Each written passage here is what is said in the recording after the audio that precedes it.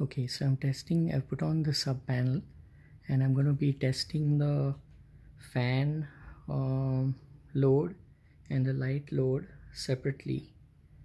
Earlier they were connected to the same, both the loads were connected to both the load wires, so that wasn't good for the ceiling fan.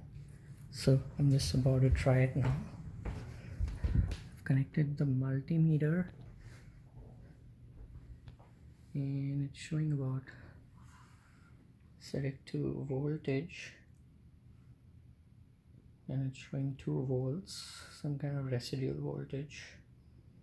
This is voltage AC, and now we're going to turn on the light switch. So I'm going to be measuring the voltage when we turn on the light switch. I've connected the light load, connected the multimeter to the light load with the neutral. Okay, can you put on the switch?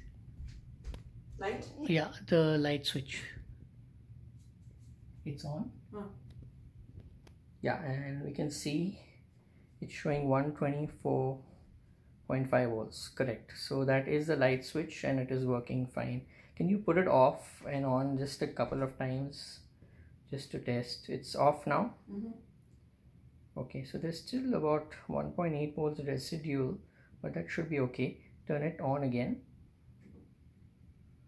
and it's 124.5. okay, so the light load is working. Now next we're going to disconnect this and try and now we're going to try the fan load, and the fan load is a regulator, so as you turn it on the voltage should increase.